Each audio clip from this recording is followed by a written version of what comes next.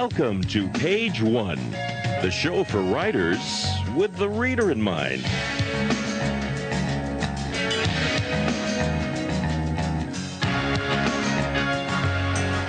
Here's your host, Zita Christian.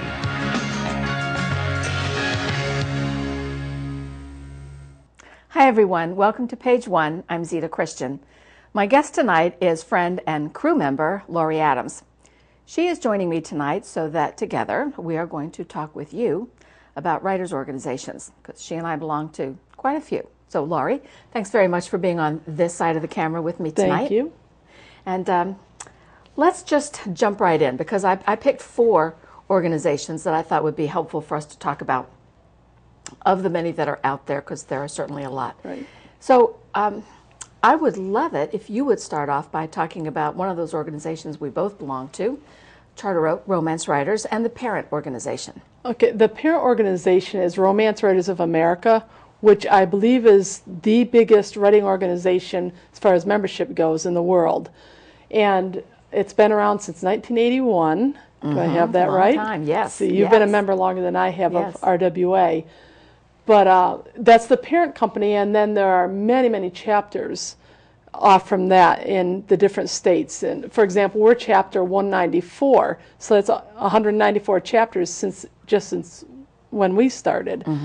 And you have to be a member of Romance Writers of America, the parent organization, in order to join Charter Oak Romance Writers, but it's well worth it to be a member of both organizations. Well, let's talk about that worth, about why it's so good to be a member of, well, this particular organization. So the name itself says a lot. I mean, it's romance writers, that's what we do, and among other things. So we are talking about romance writing. So talk to us a little bit about the programs that address that interest of romance writing. Okay, well, first of all, I think it's important for writers, people who call themselves writers, to decide why they're writing. Are they writing toward a publishing goal, or are they writing for a personal reason? And then once they decide that, then they can decide what organization out there would be helpful for them and would advance their goals if their goal is to publish. And with Romance Writers of America, it's just a great networking opportunity, because there are people worldwide who are in the organization. And there are loops on Yahoo where you can go and be connected to all these people all the time. And in terms of educating the writer, like I think of RWA when primarily I think of the information that helps someone to become a professional writer, and then other business opportunities for the person once he or she is published. And I mention he or she because it is also open to men, and we do have men members. We had a gentleman who was president of the organization not too long ago. So we have this international organization, chapters all over the country, you know, as you mentioned, Charter Oak. All over the world. All over the world, yes, Charter Oak Romance Writers. And there's an annual conference.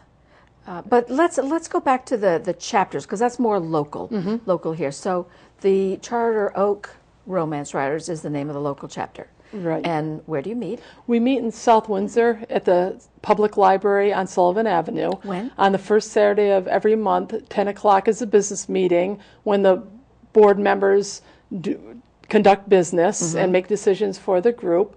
And anyone is welcome to attend that as well, any members. And we offer them the opportunity for input as well, because it's not the board members chapter, it's all members chapters, and we want their input. And then at 11 o'clock, we have a program. And we divide our programs between business and craft. One month we might have a business meeting or program, and the next month a craft program. Such as? Give me an example. A business program could have an editor and agent who comes to speak.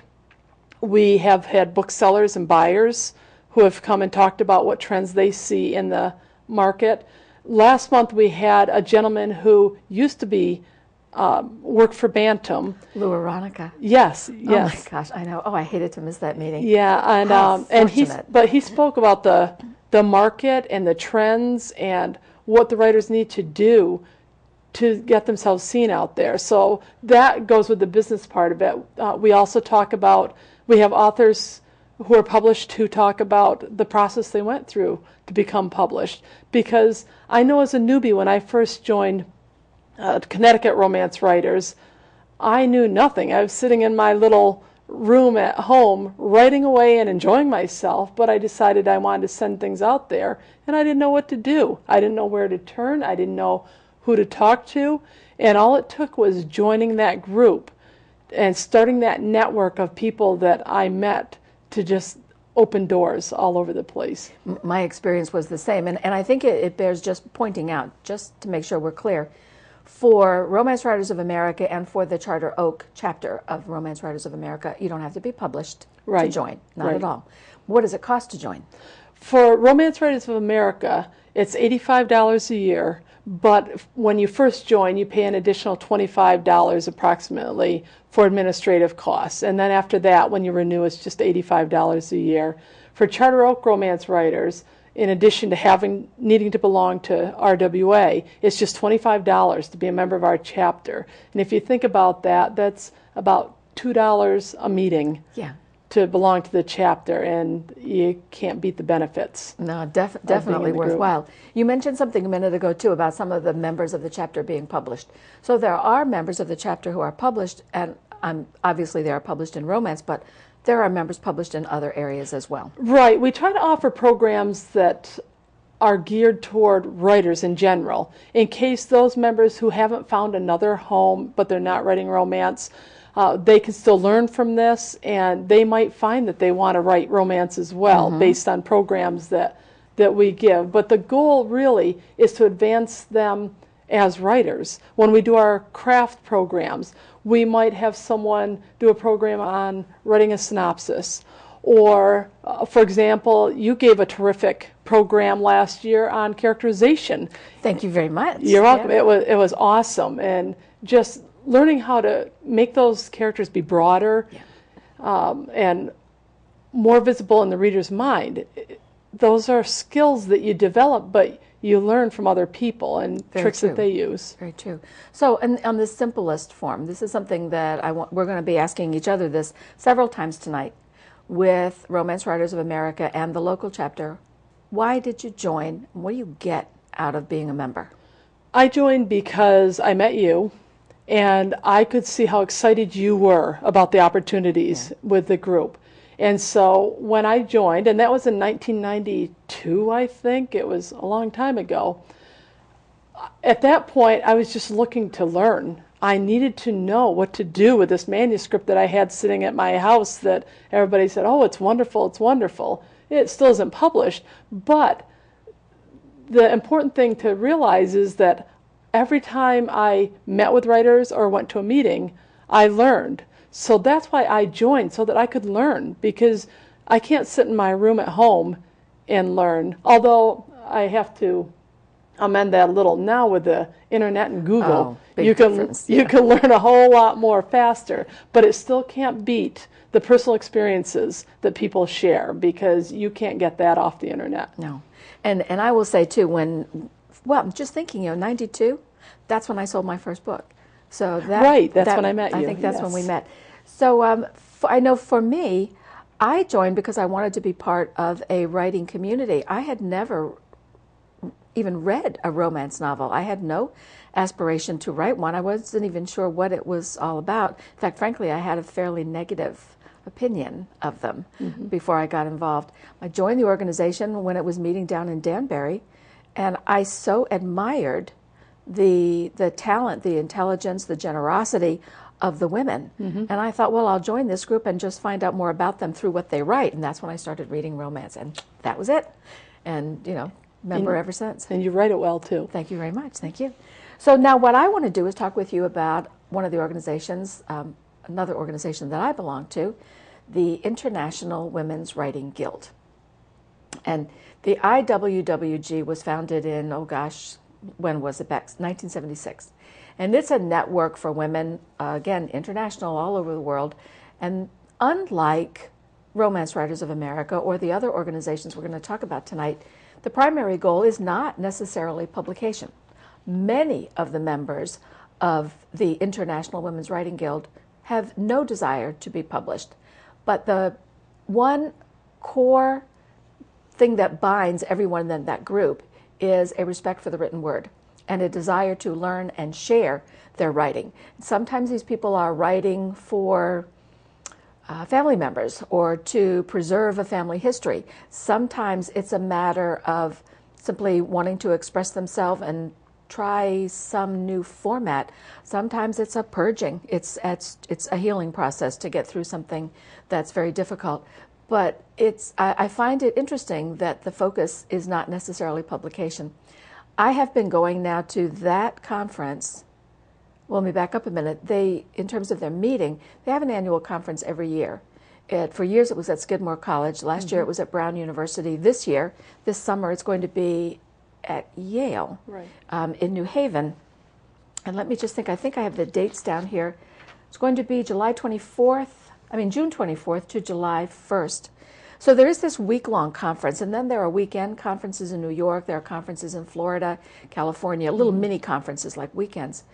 But there are also what they call zip code cluster parties, and there are kitchen table writing groups. And that might be where members get together, and you might hook up with 3 or 4 other writers and meet a couple times a month, or even just once a month, or maybe just do it online or through the mail to share writing.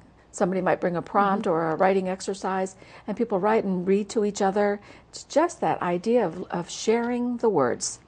And it's as simple as that, and as profound as that. I find this summer now will be my 16th year in a row of going to that conference, and it's a week long. It's a week-long conference, so that's. And I'm not the only one. There are many people who have been there for the 30 years that the organization has been in existence. But I'm also the official ceremonialist for the conference, and I organize a huge closing ritual at the end of the conference every year, which I thoroughly enjoy. A couple years ago, we had 500 women, and they really do come from all over the world, from Europe and Asia and South America and Australia, as well as obviously Canada and Mexico being the close by, and Africa. But they come all over. Some of them travel for days to get to that conference, and I've been so fortunate, just to be able to drive for a couple hours, and now this time, less than an hour. It's wonderful. I'm also a member of IWWG, and you talked about the kitchen table. The table, the kitchen table, I met a couple of writers there, and I agree with you that it's a totally different feeling than going to a meeting at, say, South Windsor Library with the Charter Oak Romance writers, because it's almost like a warmer or more intimate. It's That's more intimate, the better way to put it. It's a very intimate experience. So I go to that for a whole different fulfillment, I guess. And I think you're right that because the focus isn't on publishing, it gives you a safer feeling to share whatever you have, because you don't have to sit there and think, wonder if they're saying that shouldn't be published. Yes, nobody's going to buy that. She should never send that out. Yeah. But and you make an interesting point there, Laurie, because part of the freedom that I find for going, and I think it's been in addition to teaching, because I teach a week-long course. I teach every day of the week, and I teach the course on writing genre fiction. What I find is there's a freedom to explore other aspects of writing. That's where I first started studying screenwriting. And I've taken poetry classes. There are classes in how to write one-act plays. You might want to take a class about comedy writing. But then there are other things. Like you might want to take a class on dream interpretation or on astrology, and what does your chart say about what kind of writer, what kind of writing you should explore. And there might be something on juggling or on singing as a creative expression to find this physical voice and then translate that into a writing voice. So many different things to do. And then at night, almost every night, I think with the exception of one night when it's open for everybody to do what they want, we have readings in whatever the local auditorium is. And people get 3 minutes, and you get to read what you've written, and everyone is very receptive and applauds. And it's for many of these women, they have never had anyone hear their work. They have never read their work aloud to anyone. It's a very, very powerful moment. So it is, I think empowering is probably the word. And for me personally, my creative well gets filled there like no other place. And I think it is because there is absolutely no pressure at all. It's just try this, try that. There's no such thing as failure there or expectation. So it's really great. So now, let me switch to another organization, one that you belong to. I don't belong to, not yet, although I think about it. It's the one that reminds me always of the little Scrabble tiles. And that one is, well, you tell me the name of it. Society of Children's Book Writers and Illustrators, better known as SCBWI. SCBWI. Right. It was started in 1971 in Los Angeles and has grown to over 22,000 members worldwide again. It's another worldwide organization. And I became a member probably about 3 years ago. And it's another one, you know, people may sit there and say, well, why do you need to belong to so many different organizations? Each one offers something different, whether it's different contacts or different classes, maybe online classes. Or a marketing focus. Right. So I joined SCBWI because I started writing middle grade and young adult fiction. And Romance Writers of America gives me some contacts as well, but I needed to be in contact with people who were also writing at that level so that I'd know what's in and what's out. What are the editors and agents looking for? What do I need to do to get the attention of an editor and agent? And as crazy as it sounds, it's actually different depending on what you're writing. You can't just go in with a blanket synopsis or query letter and think that you're going to hit it right. You need to know what they're looking for. So I wouldn't query somebody from Romance Writers of America if it's middle grade fiction and there's really almost no romance in it. And that's something you learn by being in these groups. And knowing your market. I mean, that's key. Any one of the organizations will tell you, you have to know your market. And you have to know where you can get the information. Yes, which is why you want to be in the different groups. So now, are there local chapters or local meetings of the SCBWI? Unlike Charter Oak Romance Writers or the chapters for RWA, I haven't found local chapters of the Society of Children's Book Writers and Illustrators. However, they tend to have groups meet like at Barnes & Noble to have critique meetings. So it's more of that kind of thing. But on the other hand, they also offer a lot of one-day conferences all over the country. So I'd say in a given year, you could end up at 4 or 5 different conferences just in your area if you stretch beyond Connecticut and go to the New England area. Wow. Okay, that's good to know. So even though it's not an actual local chapter to be a member of, you still can access the organization with face-to-face contact. Right, because absolutely. I know so many times, certainly with RWA, the idea of being able to go to a conference and making that face-to-face connection with an editor or an agent is key. Well, with the International Women's Writing Guild also, they have twice a year in New York City, they have an event that's called Meet the Authors, Meet the Agents. And on one Saturday, Sunday, and there will be Saturday, there'll be an author panel, maybe a panel in the morning, a speaker in the afternoon. But on Sunday, there are editors and agents there who have come there for the purpose of meeting writers. And the lines are long because there are a lot of people who want to take advantage of that opportunity, because bypassing that slush pile, oh my gosh, that's you can't beat that. Right.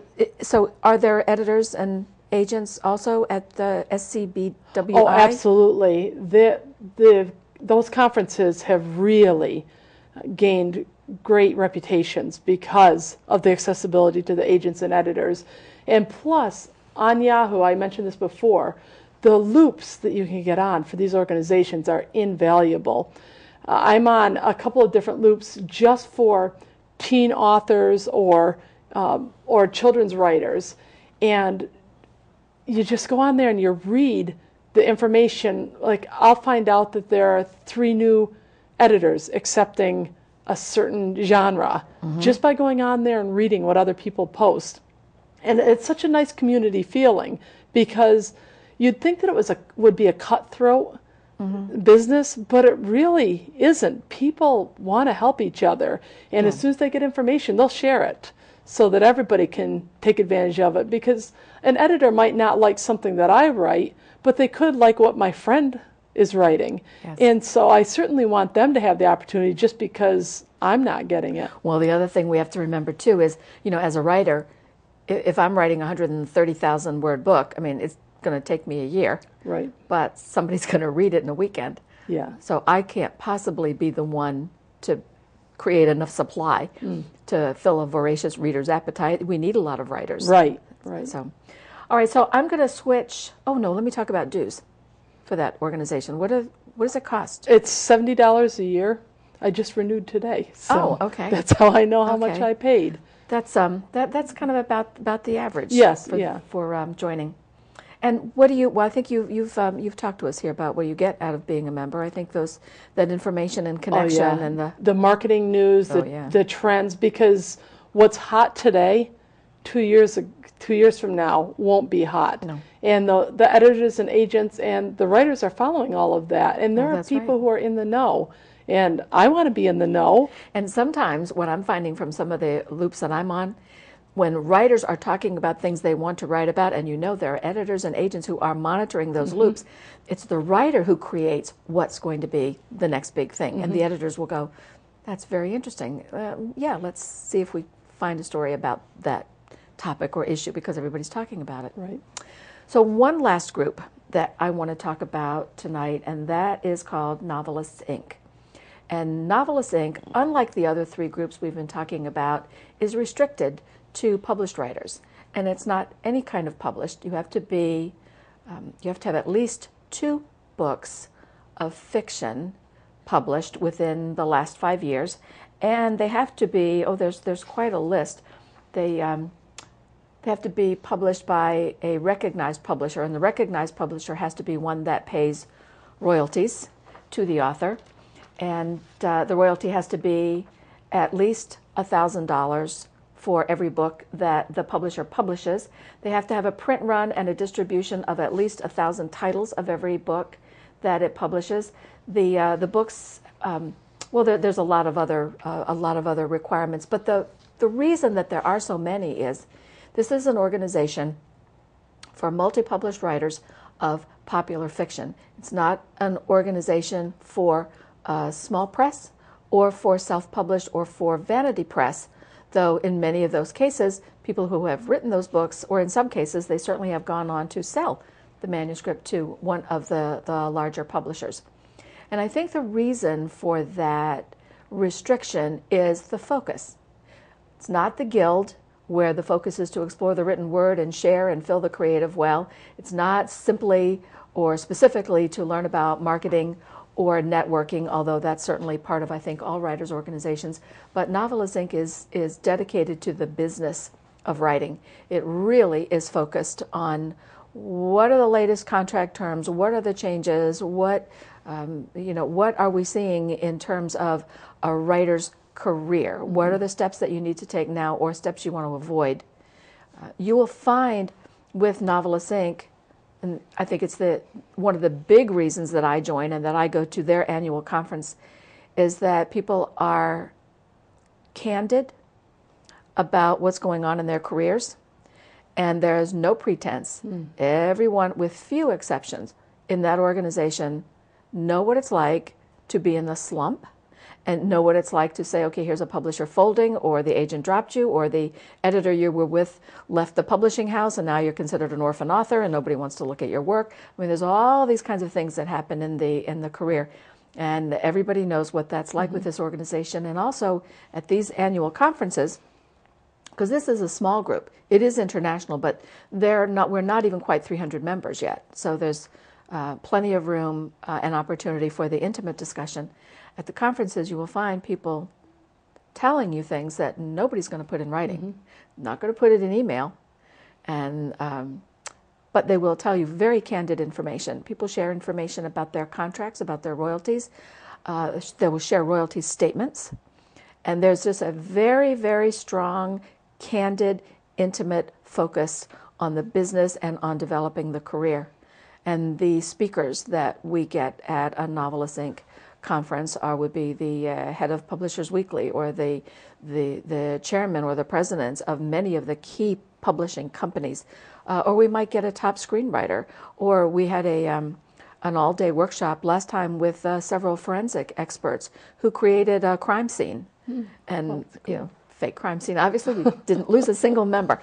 And but to show those in the group who are crime writers what it is like and to answer questions. And that's an important point to bring out, because while Novelist Inc. was founded by members who split off from Romance Writers of America, it is not a romance writers group. There are a lot of romance writer members, but there are mystery writers, fantasy writers, science fiction writers.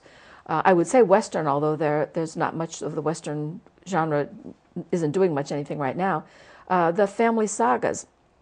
There are young adult writers in the group. There are screenwriters in the group, and but the focus is not on literary fiction. It's on the popular fiction. So I think. Oh, and I guess I should mention too, dues. Dues with this one is $65. They have an annual conference, and this year the conference in October is going to be at St. Pete Beach in Florida, which is wonderful. I can't wait. So I think for me, what I get out of that is the business information, straight talk, no pretense, serious career development. And there is that understanding. It doesn't have to be the pat on the shoulder and, oh, poor honey, you'll be fine. But it is a total understanding. Oh, you're in the slump. Well, it won't last. We've all been there. Right. And then you move on. I think too, going back to whether you're writing just for yourself or writing for business, I think for people to keep in mind that times have changed. I know when I first started writing, I thought if I just sold to a traditional publisher, that I would be golden because they would promote my book and I'd be this great star. And being involved in these groups helps you realize that's not the reality. That's not reality. That really, regardless of who you sell to, you still have to be your own self-promoter. You do. You have to do a lot of legwork, a lot of business. And I think, too, and we only have about 30 seconds left, Laurie, but I think the other thing to mention is the whole publishing world has changed in terms of electronic publishing. Yes, yeah. And the market is growing by leaps and bounds. So I think on that optimistic note, with the idea of a growing market, Laurie, thanks very much for being here tonight and talking about writers' organizations. And for you in the audience, if you're listening to this and you're saying, gee, I would like to join one of those organizations, I know you've seen the websites shown several times here on the show, and if you have any questions, you can always write to me. I'll be happy to refer you to some individuals who might be able to, steer you even closer to an organization. If you didn't hear something that is exactly for you, or you find that the meetings or the time frame or whatever doesn't fit your schedule, start your own organization. But whatever you do, remember the words of Ursula Le Guin, who said, "There have been civilizations that did not use the wheel, but there have been no civilizations that did not tell stories." So find your story and find a way to tell it. And if that means joining a writers group, do it. And join us again next time.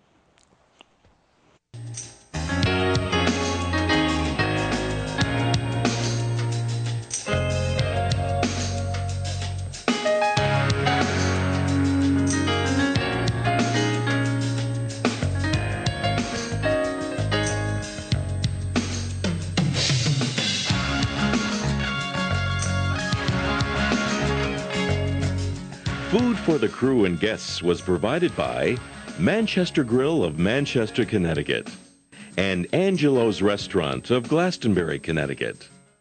Be sure to send your writing questions and your comments on the book club selection to Zita at page 1, P.O. Box 1515, Manchester, Connecticut, 06045-1515, or send an email to Zita at page1tv.com.